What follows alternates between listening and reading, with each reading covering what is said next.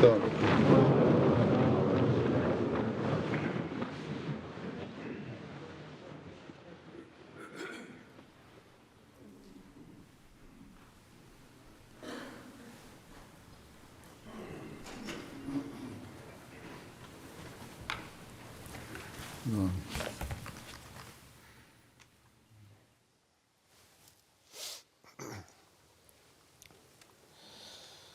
الله أكبر.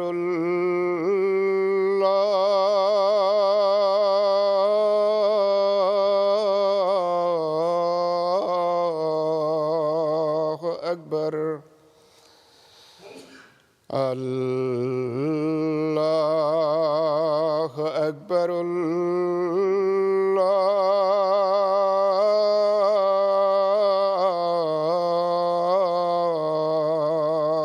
أكبر. أشهد أن لا إله إلا الله. أشهد أن لا إله إلا الله. أشهد أن محمدًا رسول الله.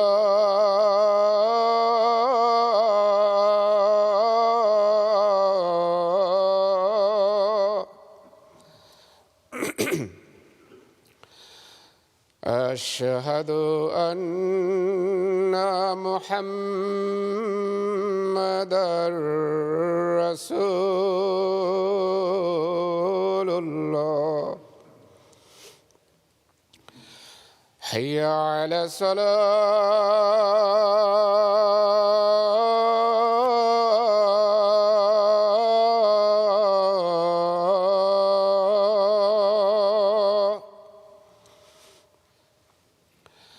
حي على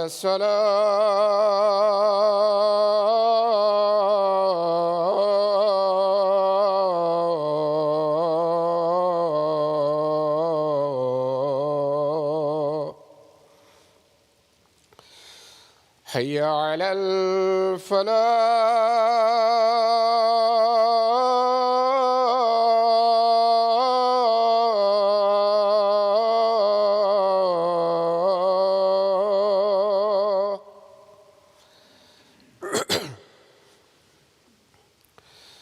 حي على الفلاح.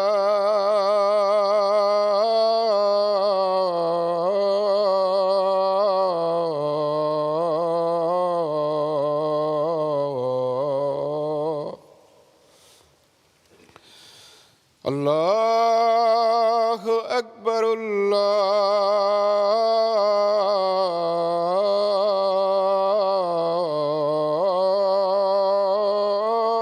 الله أكبر. لا إله إلا الله.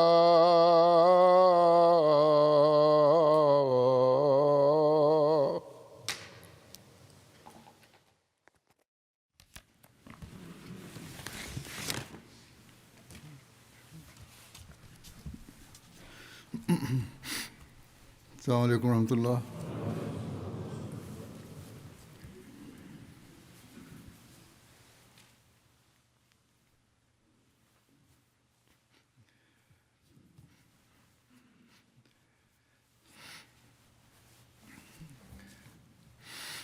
أشهد أن لا إله إلا الله وحده لا شريك له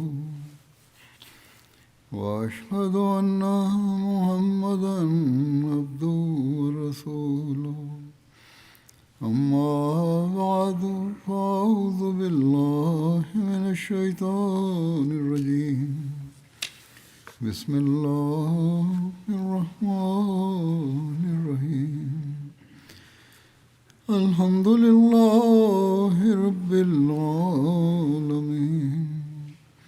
الرحمن الرحيم مالك يوم الدين إياك نعبد وإياك نستعين اهدنا الصراط المستقيم صراط الذين أنعمت عليهم غير المغضوب عليهم ولا الضالين.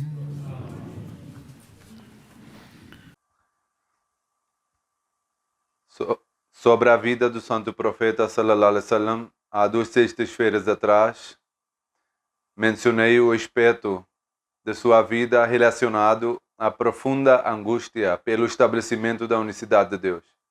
Esse era o propósito para cujo estabelecimento ele foi enviado, e para isso não apenas suas próprias palavras e ações demonstram essa intensa preocupação, mas ele também incutiu em seus companheiros e em seus seguidores um espírito tal que os tornou prontos a oferecer todo o sacrifício pela causa da unicidade.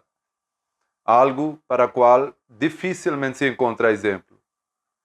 De qualquer forma, hoje também falarei sobre esse mesmo aspecto da vida do santo profeta, e nesse contexto será mencionado também sacrifício de alguns companheiros. Foi resultado do exemplo prático do santo profeta, de sua ardente preocupação e de suas orações, que os companheiros também alcançaram tais padrões, tornando prontos para os sacrifícios. Quanto às dificuldades suportadas pelo santo profeta para estabelecimento da unicidade, uma narração relata o seguinte: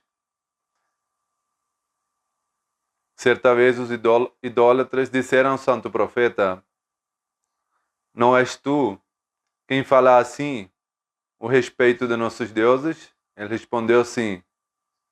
Então eles se reuniram ao seu redor. Nesse momento, alguém avisou Hazrat Abu Bakr para ver a situação do seu amigo.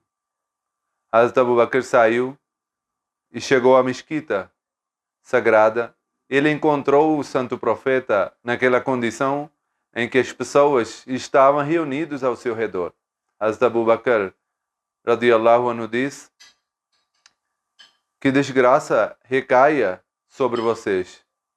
Então ele recitou o mencionado do Sagrado Alcorão: "Ataqtuluna rajulan an yaqula rabbi Allah wa qad ja'akum bil bayyinati min rabbikum." Acaso matareis um homem apenas porque ele diz: "Meu Senhor é Allah", enquanto ele vos trouxe sinais claros de vosso Senhor?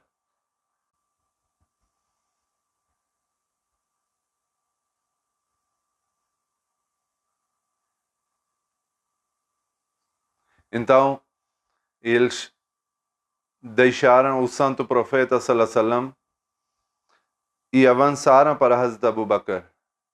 Começaram a espancá-lo. A filha do Hazrat Abu Bakr, Hazrat Asma, relata que ele voltou para casa naquele estado em que, ao passar a mão pelos cabelos, eles vinham em sua mão. Haviam puxado os seus cabelos com tanta força que foram arrancados desde o raiz. E Hazrat Abu Bakr continuava dizendo: "Tabarakta, ya Zal Jalali wal Ikram."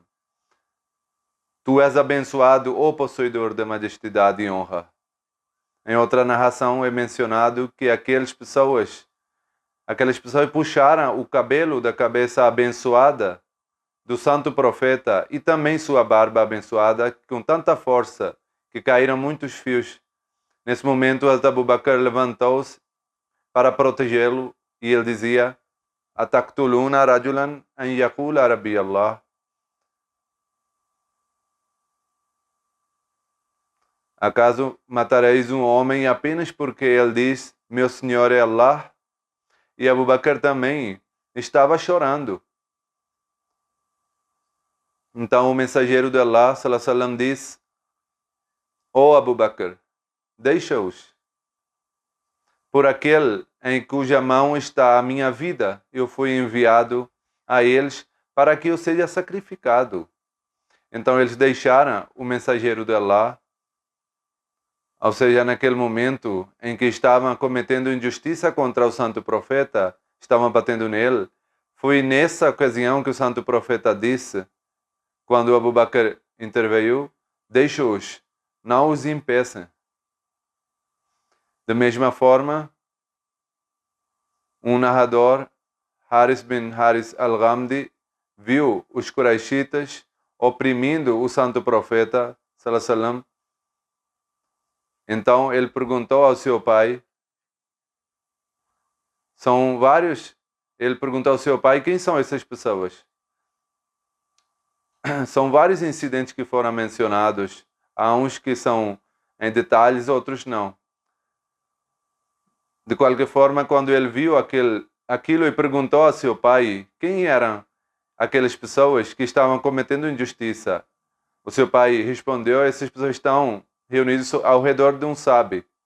Os mecanos chamavam o santo profeta, os muçulmanos, de sábio, de forma sarcástica.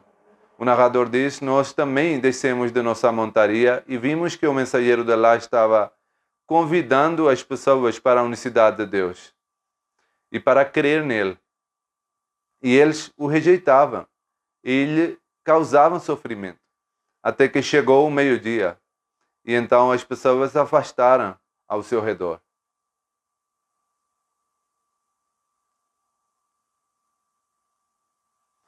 A menção das injustiças cometidas contra ele é encontrada em vários livros.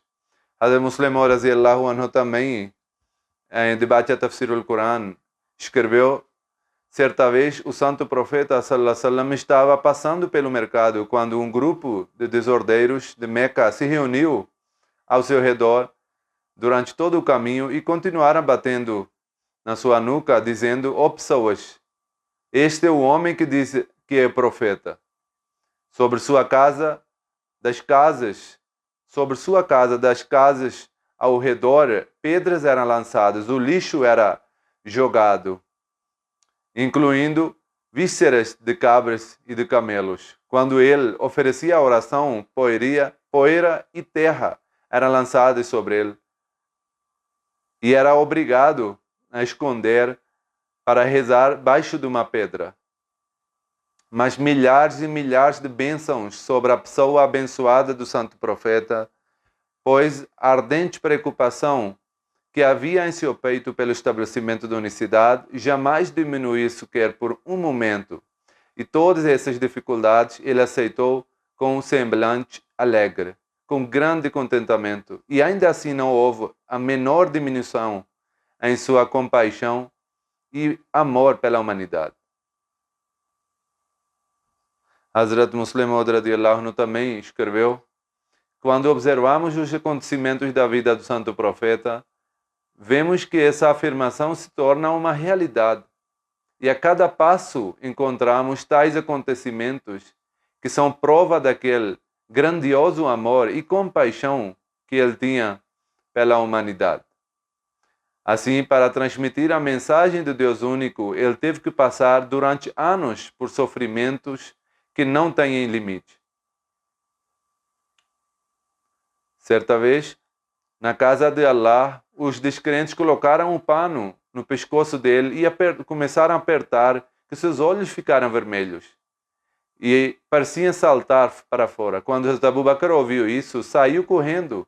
Veio rapidamente ao ver o mensageiro de Allah naquele estado de sofrimento, seus olhos encheram de lágrimas.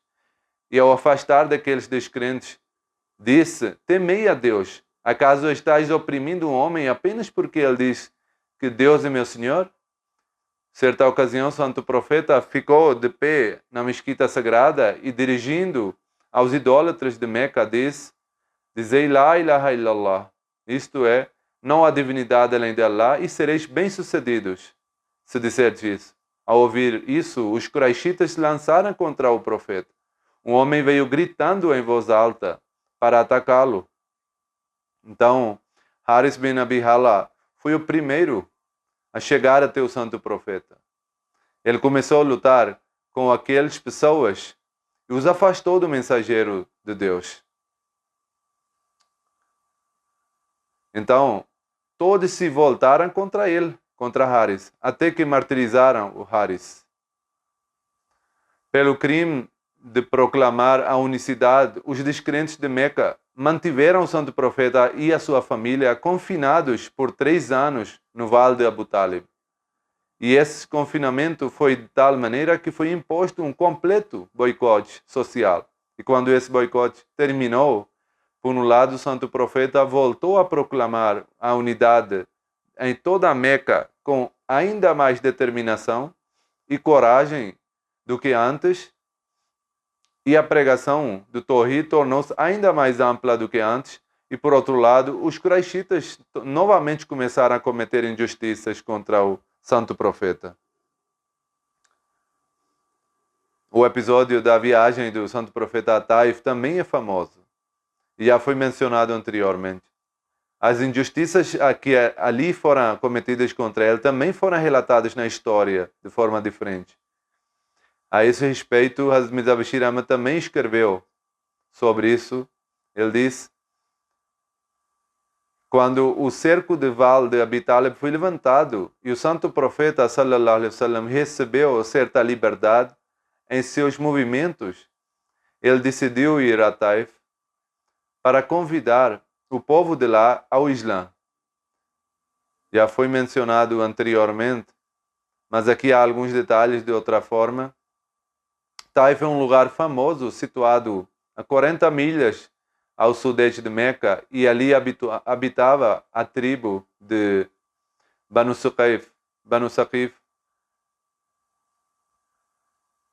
Deixando de lado a particularidade de Kaaba, Taif era, por assim dizer, equivalente a Meca, e nela viviam pessoas de riqueza, influência e poder. E até mesmo os habitantes de Meca reconheciam a importância de Taif. Assim é dito pelos próprios habitantes de Meca, como foi mencionado no Alcorão: وَقَالُوا لَوْلَا نُزِلَ هَذَا الْقُرْآنُ عَلَى رَجُلٍ مِنَ الْقَرْيَتَيْنِ عَظِيمٍ.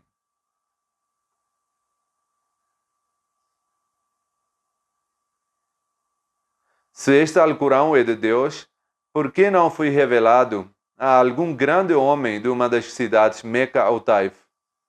No mês de Shawwal, do 10º ano de profecia, o santo profeta foi a Taif sozinho, ou segundo algumas narrações, Zaid bin Harsa também estava com ele. Chegando lá, ele permaneceu 10 dias e encontrou-se um após o outro com muitos dos chefes da cidade, mas assim como aconteceu com Meca, não estava ainda destinado àquela cidade aceitar naquele momento. Portanto, todos recusaram, até zombaram. Por fim, ele foi até o grande chefe de Taif, Abd-Jalil, e lhe apresentou a mensagem do Islã. Mas ele também recusou claramente.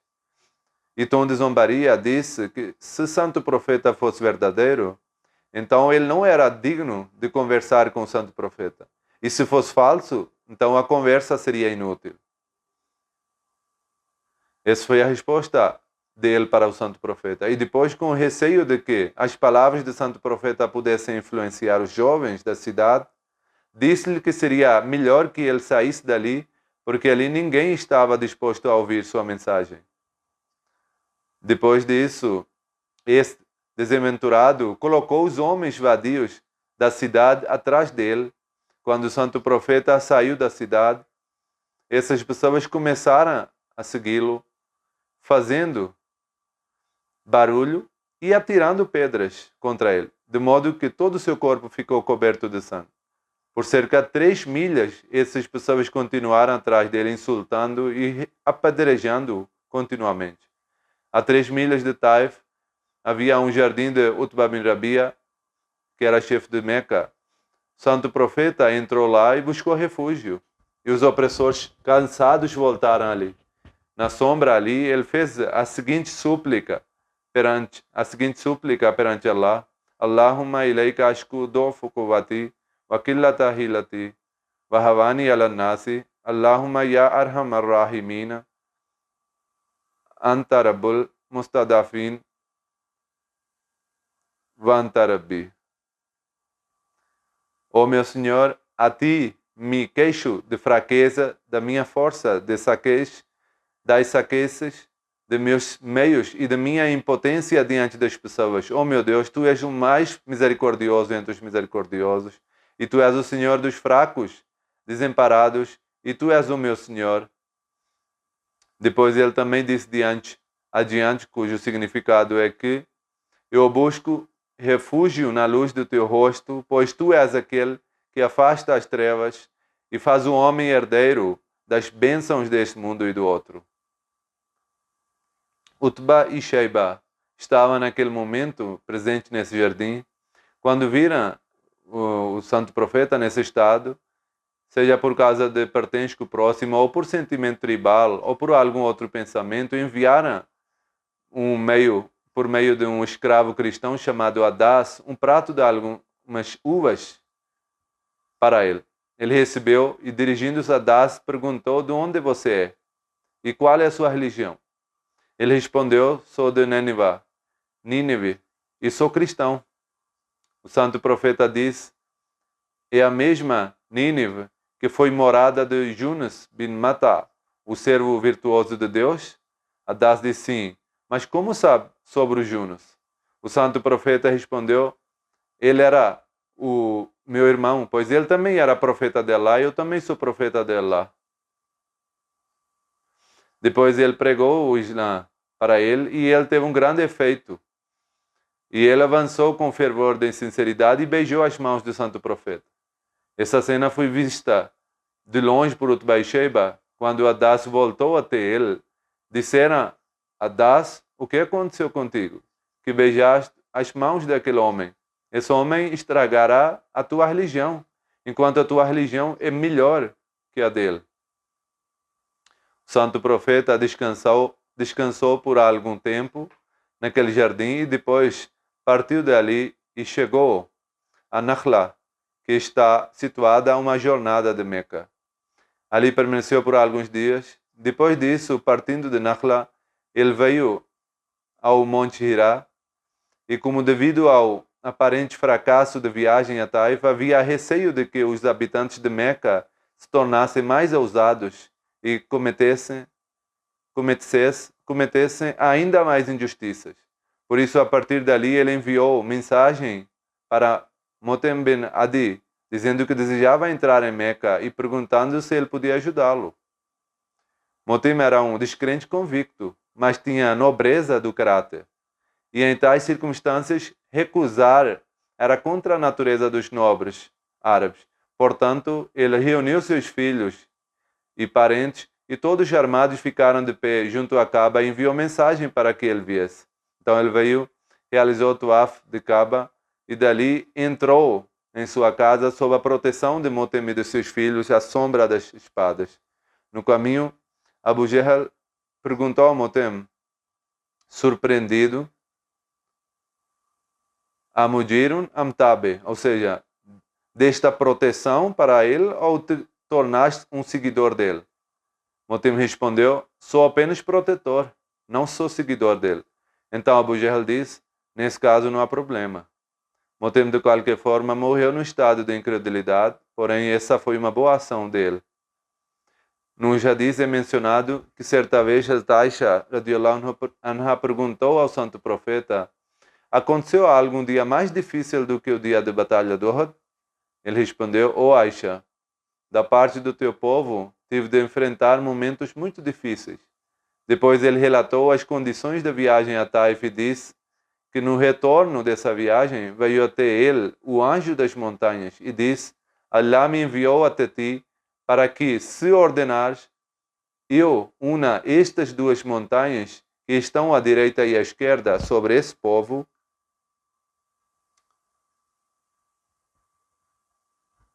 e as faça cair sobre eles, e assim os destrua. O santo profeta disse: não, eu espero que Allah faça surgir dentre eles pessoas que adorem o Deus único. A compaixão pelo povo também prevaleceu e, ao mesmo tempo, havia a plena convicção de que um dia as suas gerações aceitaram o Islã isso afirmaria sobre a unicidade de Deus.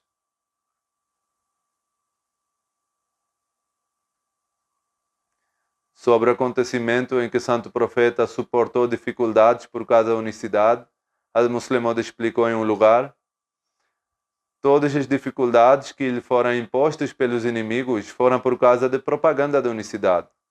Ele era espancado, cães e meninos eram colocados atrás dele. Certa vez ele foi ao Taif e ali as pessoas bateram nele, de tal maneira que ficou sangrando de cabeça aos pés, que foi mencionado agora. Por causa do sofrimento ele caía, mas quando ele se levantava, novamente aquelas pessoas atiravam pedras. Mesmo nesse estado, da sua boca saía apenas isso: oh Deus, perdoa essas pessoas, pois elas não conhecem a verdade. Passando por todas essas circunstâncias, ele não abandonou a pregação da unicidade e continuou dizendo que façam o que eles fizerem, eu não posso abandonar a pregação da unicidade. E quando aproximou o momento do seu falecimento, mesmo naquele momento ele dizia a mesma coisa e faleceu dizendo que, ou seja, toda a sua vida foi dedicada à unicidade. E ele disse que depois de mim não cometem shirk, que não cometem o shirk.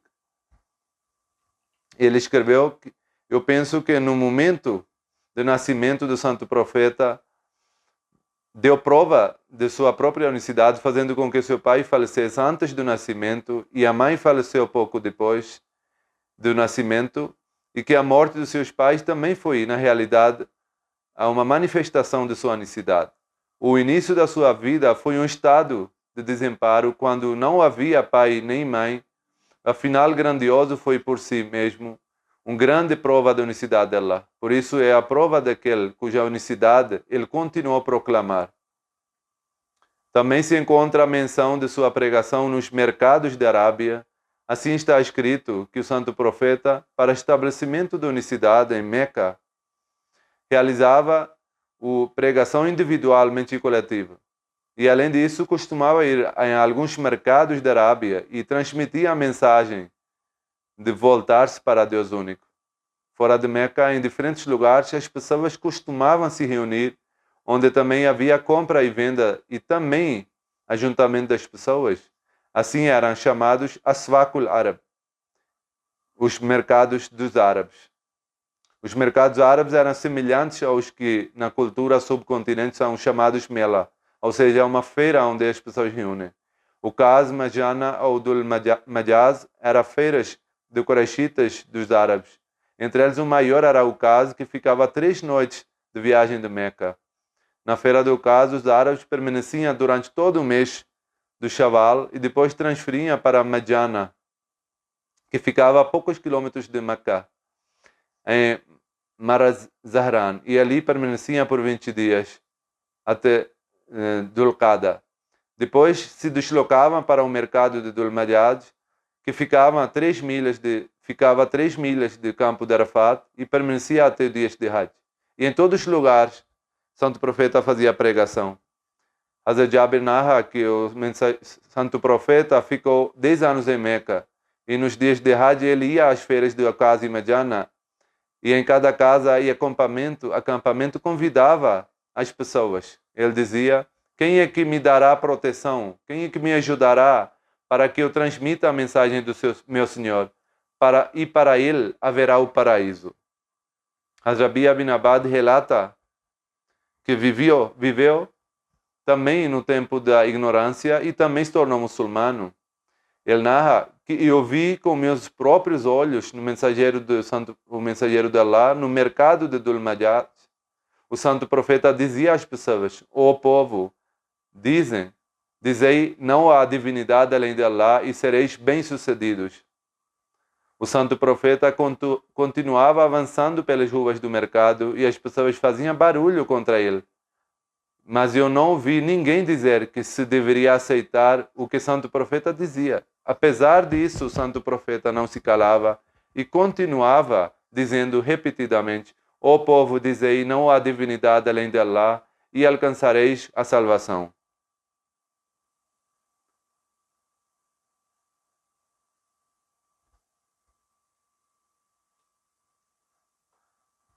ele teve que enfrentar sofrimento tanto por parte dos seus quanto dos estranhos por causa de transmitir a mensagem da unicidade. Nem mesmo poderia adorar abertamente. Apesar disso, continuava transmitindo a mensagem com receio de que essas pessoas não impedissem a adoração ou não atacassem. Os que aceitavam muçulmanos eram oprimidos. Assim, as orações e as práticas de adoração, há uma narração que menciona que Santo Profeta e Hazrat Ali iam a lugar a algum vale das montanhas de Meca e ali escondidos das pessoas ofereciam a oração. E por um período fizeram isso. Depois Abu Talib soube disso e viu os dois oferecendo oração. Então perguntou ao Santo Profeta sallallahu alaihi wasallam: "Ó meu sobrinho, que religião é esta que adotaste?" O Santo Profeta sallallahu alaihi wasallam respondeu: "Ó teu, esta é a religião de Deus, de seus anjos, de seus mensageiros e do nosso pai Ibrahim alayhi salam." E diz: "Deus me enviou como mensageiro com esta religião para a humanidade e ó tio, tu és mais digno de que eu te aconselhe e te convide para a orientação e és merecedor de aceitar isso e de participar em me ajudar." Hazrat Abu Talib diz: "Ó sobrinho, eu não posso abandonar a religião de meus antepassados, porém, enquanto eu estiver vivo, nenhum mal poderá te atingir dos inimigos. Eu te ajudarei." Hazrat Abu Talib também perguntou a seu filho Hazrat Ali: "Que religião é essa que tu adotaste?" Ele respondeu: "Eu creio em Deus e em seu mensageiro e confirmei aquilo que ele trouxe, e junto com ele ofereço a oração a Deus Todo-Poderoso." Então, Hazrat Abu Talib diz: "Certamente, ele te chama apenas para o bem, portanto, permanece com ele." Também, os companheiros, como eu disse, sofreram muita opressão por aceitarem a unicidade. Os Quraishitas de Meca, por um lado, usando sua força e liderança, continuaram tentando, por meios diplomáticos e ameaçadores, impedir o Santo Profeta de pregar o Islã, e por outro lado, contra aqueles que aceitavam o Islã, acenderam tal fogo de crueldade e cometeram tamanha barbárie que nem a caneta tem força para escrever os detalhes, nem alguém tem coragem de descrevê-los. Mesmo assim, aquilo que foi relatado já é suficiente para abalar o coração do homem. Quando Hazrat Bilal, radiyallahu anhu, creio no mensageiro de Allah, sallallahu alaihi wasallam, ele era submetido a diferentes tipos de tormento. Quando as pessoas aumentavam castigo contra Hazrat Bilal, ele dizia: "Ahad, Ahad." Eles diziam: "Diz como nós dizemos." Hazrat Bilal respondia: "Minha língua não consegue pronunciar corretamente aquilo que vocês dizem." Em outra narração é mencionado que quando se infligia sofrimento a Hazrat Bilal e os idólatras tentavam incliná-lo para o lado deles, Hazrat Bilal dizia: "Allah, Allah." Em outra narração está que quando Hazrat Bilal aceitou a fé, seus donos agarraram, deitaram no chão e colocaram pedras e pele de animal sobre ele e disseram: "Tu senhor é Lat e Uzza, os ídolos." Mas ele continuava dizendo Ahad, Ahad. Então, Hazrat Abu Bakr foi até os donos deles e disse: "Até quando vocês vão atormentar esse homem?" Hazrat Abu Bakr comprou Hazrat Bilal por 7 uqiyya e libertou. O que equivale 40 dirham. Além deles, Hazrat Sumayya, Hazrat Ammar bin Yasser, Hazrat Khubab e dezenas de escravos e homens e mulheres livres foram aqueles que, por aceitarem a unicidade de Deus, tornaram-se alvo de vergonhosas e dolorosas perseguições dos mecanos, os descrentes de Meca. Os descrentes de Meca oprimiram oprimiram os muçulmanos fracos. E a própria pessoa abençoada do mensageiro de Allah também não estava a salvo deles, como já foi mencionado antes. E se observarmos, veremos que quem mais sofreu dor, aflição e sofrimento foi o próprio santo profeta sallallahu alaihi wasallam. Não era pequeno sofrimento que aquele cujo nome era Muhammad sallallahu alaihi wasallam, que quer dizer o mais louvado, tivesse seu nome distorcido e chamado de Muzammam, o mais censurado. Que Deus nos proteja. Aquele que era o homem mais verdadeiro daquela cidade era chamado de mentiroso e impostor. Aquele que era o maior benfeitor de seu povo era chamado de enganador, ganancioso e fraudador. Aquele que havia dedicado sua juventude, sua saúde e seus dias e noites para a orientação, reforma e bem-estar desse povo passou a ser chamado de louco, insano e doente. Às vezes, colocavam um pano em seu pescoço e puxavam com tanta força que quase lhe faltava a respiração. Às vezes lhe atiravam pedras e às vezes jogavam sujeira sobre ele. Urwa bin Zubair relatou: eu perguntei a Hazrat Abdullah bin Amr que me contasse o pior tratamento que os idólatras fizeram com o santo profeta sallallahu alaihi wasallam. Ele disse: certa vez o santo profeta estava oferecendo oração na mesquita sagrada no Hatim, junto à casa de Allah. O espaço vazio ao lado de Kaaba, que é cercado por um pequeno muro, é chamado Hatim. Quando Uqba bin Abi Mu'ayt veio, colocou um pano no pescoço dele e começou a estrangulá-lo com muita força. Nesse momento, Hazrat Abu Bakr chegou, segurou o ombro de Uqba e empurrou e afastou o santo profeta e disse: Ataqtuluna rajulan an yaqula Rabbi Allah? Que acaso matareis um homem apenas porque ele disse: meu Senhor é Allah?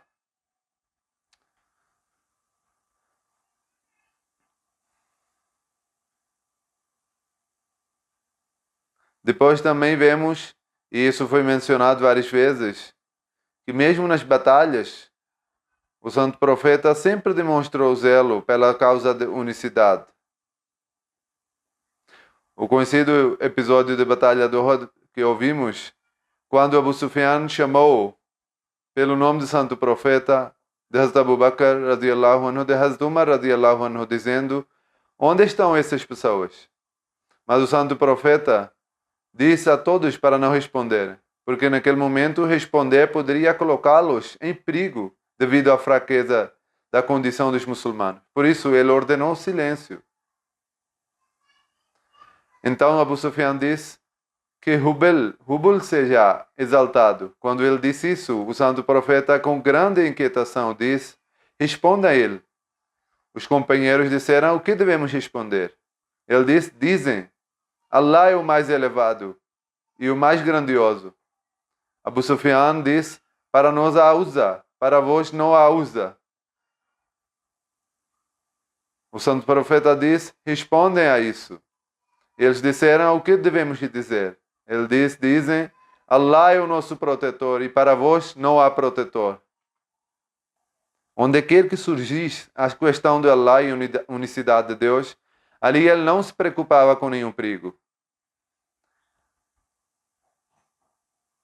Assim, naquele momento, foi o zelo pela unicidade que fez com que ele dissesse aos companheiros que respondessem: Allah é o mais elevado e o mais grandioso.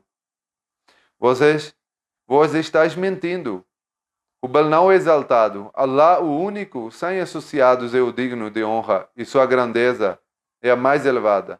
Eu leio um trecho do Messias Prometido que é algo para ser lido e ouvido repetidas vezes e que nos mostra a posição e o grau do santo profeta no estabelecimento da unicidade e para nós uma orientação de como devemos obter o verdadeiro conhecimento e compreensão disso. Ele diz: eu sempre olho com admiração para este profeta árabe, cujo nome é Muhammad sallallahu alaihi wasallam. Milhares e milhares de bênçãos e paz estejam sobre ele. Que profeta de elevadíssimo grau ele é. O limite da sua elevada posição não pode ser conhecido. E avaliar a extensão de sua influência sagrada não é a tarefa do homem. É uma pena que ele não tenha sido reconhecido conforme o direito do seu reconhecimento. Ele foi o grande campeão que trouxe de volta ao mundo a unicidade que havia desaparecido. Ele amou a Deus no mais alto grau, e no mais alto grau o seu coração se derreteu em compaixão pela humanidade. Por isso, Deus, que conhecia o segredo do seu coração, concedeu-lhe sobre todos os profetas a superioridade, sobre todos os primeiros e os últimos, e concedeu-lhe seus desejos ainda em vida. A beleza disso é que ele alcançou o grau máximo no amor de Allah e também grau máximo na compaixão pela criação. E desejava que as pessoas afirmassem na unicidade e assim corrigissem sua vida neste mundo e no outro. Ele diz, ele é aquele que é a fonte de toda a graça e a pessoa que, sem reconhecer a generosidade dele, reivindica qualquer virtude, não é um ser humano, mas sim descendência de Satanás, pois a chave de toda a virtude foi dada a ele e o tesouro de todo o conhecimento espiritual lhe foi concedido. Quem não recebe por meio dele é eternamente privado.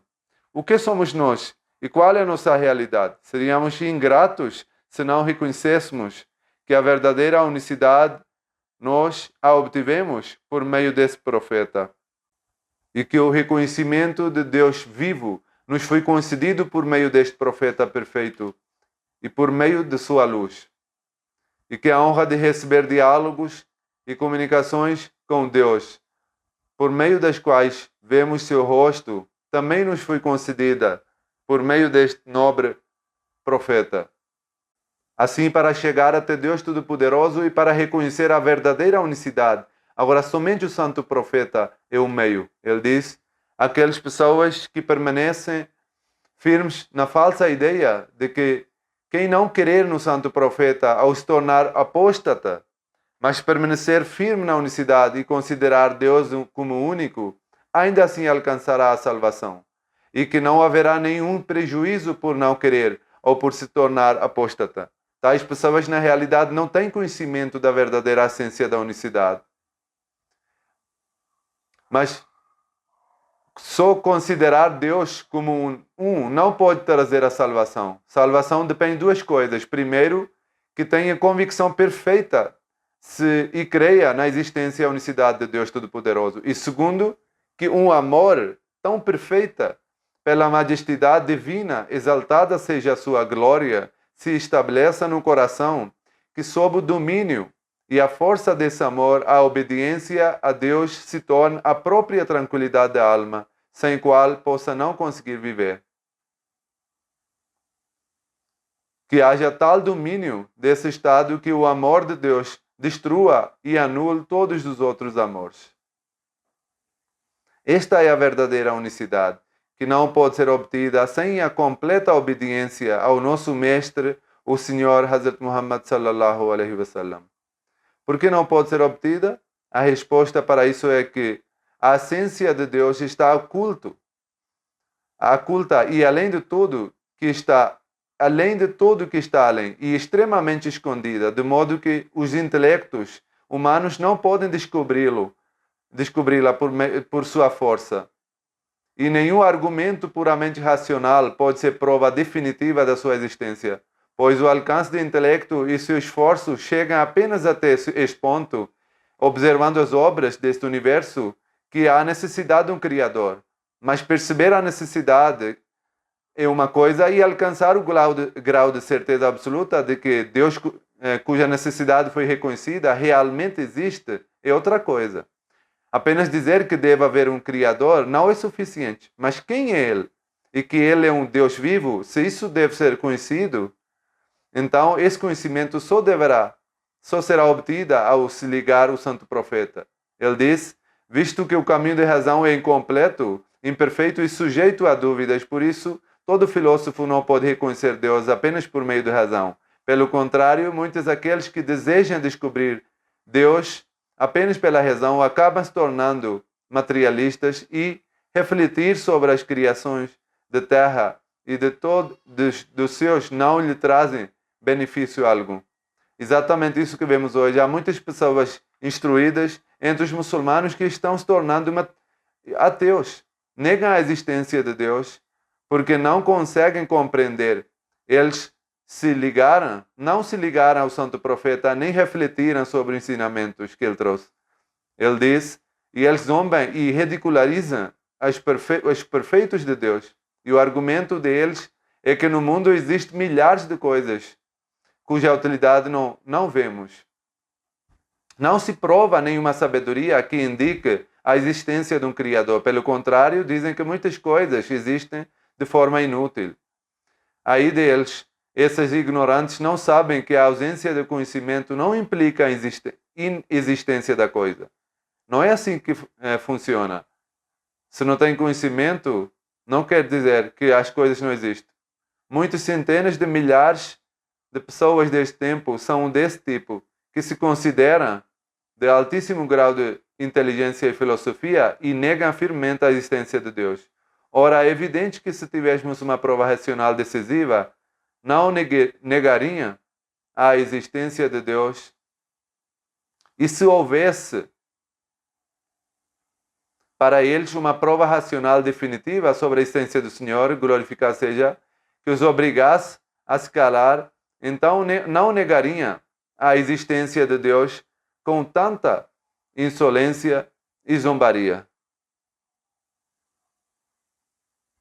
Assim, ninguém pode se salvar das tempestades, das dúvidas, embarcando no barco dos filósofos. Pelo contrário, certamente se afogará e jamais lhe será concedido o puro cálice da unicidade.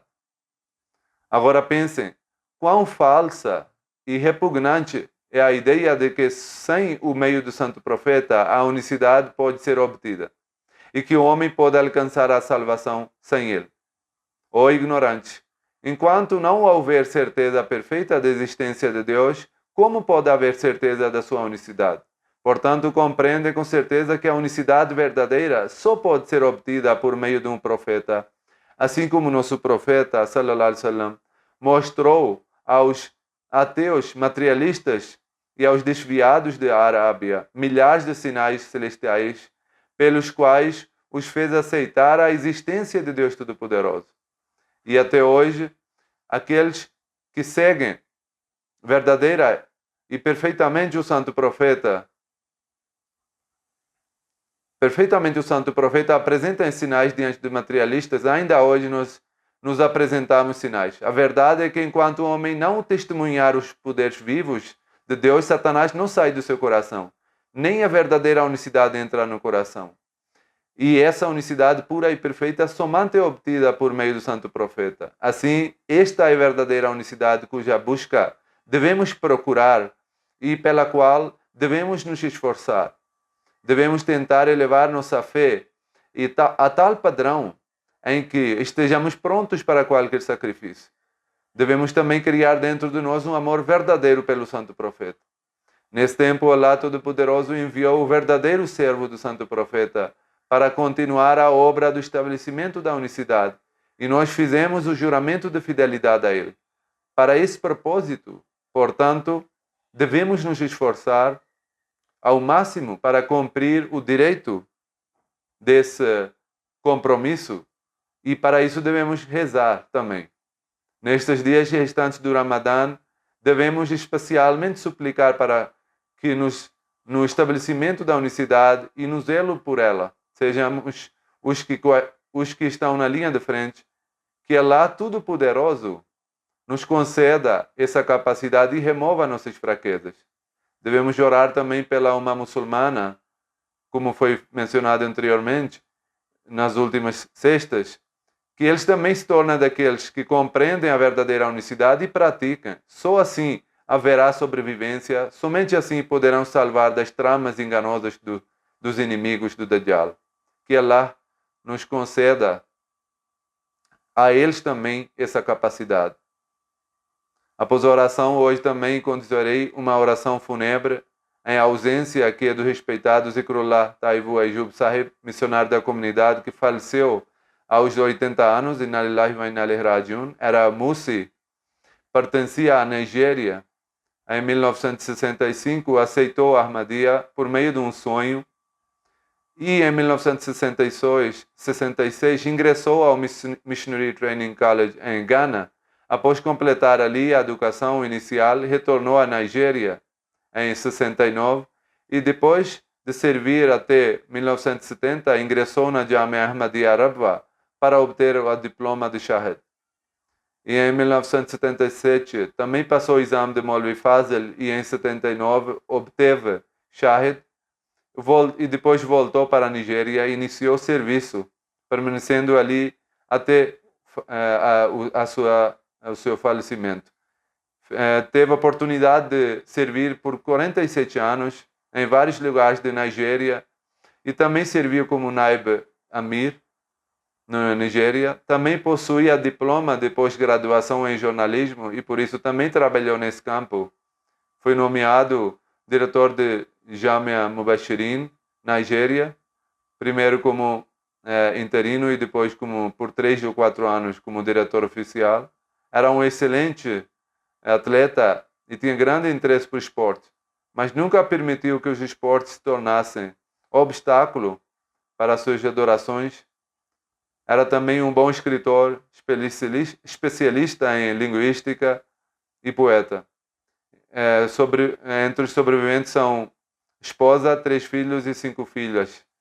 Um filho mais novo, Abdul Mujib Sahib, atualmente serve na Nigéria como missionário de Jamaat e como coordenador de Review of Religions de Nigéria e Vakfe Zindagi, servidor da comunidade. O missionário encarregado, Tahir Adnan Sahib, diz que o falecido era uma pessoa muito piedosa, obediente e sempre pronto para servir a comunidade. Ele diz que teve a oportunidade de observá-lo de perto por 20 anos e durante esse período testemunhou muitos exemplos do seu elevado caráter, humildade, modéstia e extraordinária lealdade ao Khilafat. Ele diz que quando foi nomeado chefe dos missionários, o falecido era mais velho que ele em idade, mas mesmo assim demonstrou perfeita lealdade, responsabilidade e obediência, aceitando suas orientações e agindo conforme eles. Da mesma forma, Yusuf Khalik Sahib, missionário, disse que como principal ele dava atenção extraordinária à formação dos estudantes, desenvolvia neles senso de responsabilidade e sempre os aconselhava para não apresentar desculpas para nenhum trabalho. Enfatizava especialmente a pronta obediência ao Khilafat.